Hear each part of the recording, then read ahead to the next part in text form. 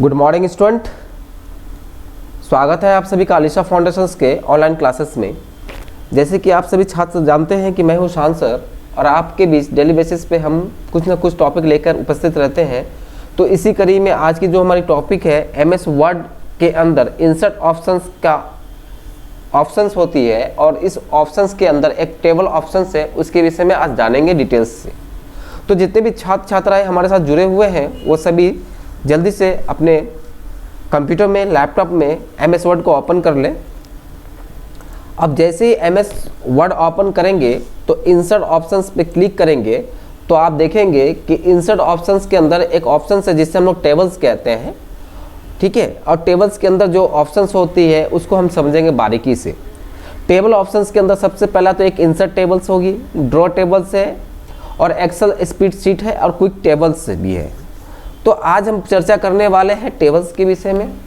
तो टेबल्स के विषय में जो बात होगी आज जानेंगे कि टेबल आखिर किस लिए हम यूटिलाइज करते हैं। तो table is collections of records which arrange in the form of row and columns. अगर किसी प्रकार का आप फॉर्म बना रहे हैं और फॉर्म के अंदर हम लोग रो एंड कॉलम को एक अरेंजमेंट करेंगे, वो किस तरह से करेंगे इसके लिए आज हम चर्चा कर रहे हैं। जैसे आप स्क्रीन में देख रहे हैं कि यहाँ पे जो हमारा कॉलम्स बना हुआ 3 कॉलम्स में है। एक है नेम, एड्रेस एंड कोर्स। तो नेम के जगह में अमित है, रजनीश है और बबीता है। और आप एड्रेस में देख लेंगे कालपुरा है, जालापुर है, रजुआ है। कोर्स है एडीसी, टेली, डीटीपी है। तो ये सारे कोर्स जो है आप बनाना चाहेंगे कि हम एक टेबल्स को कैसे क्रिएट करते हैं एमएस वर्ड में, ठीक है। तो इसके लिए हम चलते हैं। सबसे पहला चीज कुछ स्टूडेंट को मैं बता दूं notes. User can enter large amount of column 1 to 63 and row is 1 to 3767 क्या होता है, रो होता है। और कॉलम्स कितना होता है, 1 से 63 तक कॉलम्स होती है। तो चलते हैं, सबसे पहले बात करते हैं टेबल्स की। तो टेबल्स एक बनाएंगे हम। तो इंसर्ट ऑप्शंस के अंदर जो हम लोग टेबल्स बनाते हैं तो उसके लिए सबसे पहले हम लोग एक एक्टिव फाइल्स ले लेते हैं। एक्टिव फाइल्स के अंदर आप क्लिक करेंगे इंसर्ट ऑप्शंस के अंदर और यहाँ से टेबल्स पे क्लिक करेंगे और इंसर्ट टेबल्स होगी।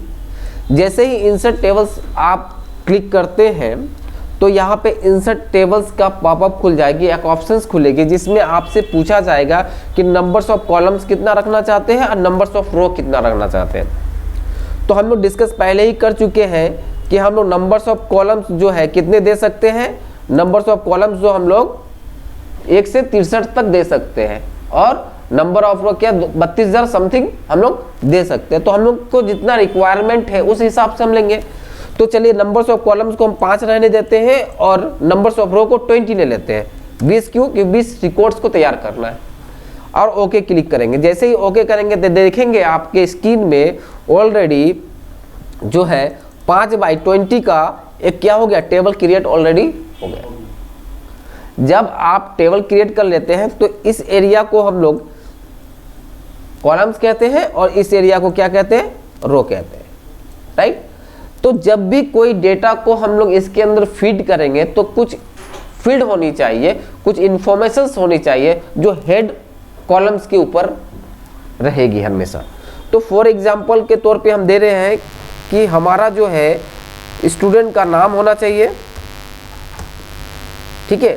तो अब देखिए नाम आपका हो गया, उसके बाद फादर्स नेम होना चाहिए, एड्रेस होना चाहिए और कोर्स होना चाहिए और आपका फोन नंबर जिसको मोबाइल नंबर के तौर पे हम लोग जानेंगे, राइट। तो ये आपने क्या दिया, हेडिंग दे दिया। हेडिंग देने के बाद अब इसके नीचे आप क्या करेंगे, कुछ स्टूडेंट का हम इंफॉर्मेशंस इनपुट करेंगे। तो फॉर एग्जांपल जाकिर की अगर हम बात करते हैं तो जाकिर का पिताजी का नाम क्या है,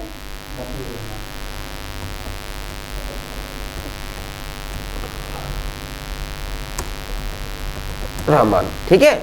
उसके बाद एड्रेस इनको मान लेते हैं बारसुई है। कोर्स आप कर रहे हैं डीसीए कर रहे हैं और मोबाइल नंबर आप बता दीजिए 9102439313 ये आपने डाल दिया।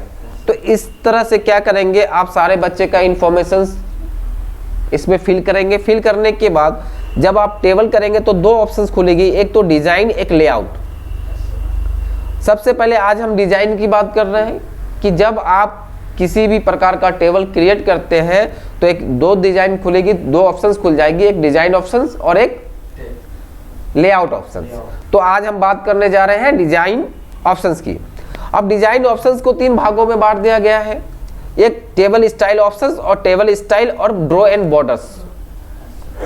सबसे पहला चीज देखेंगे कि टेबल स्टाइल ऑप्शंस में जितने भी यहाँ पे ऑप्शंस उसमें मार्क दिया गया हुआ है, एक टिक मार्क है, हेडर रो, फर्स्ट कॉलम।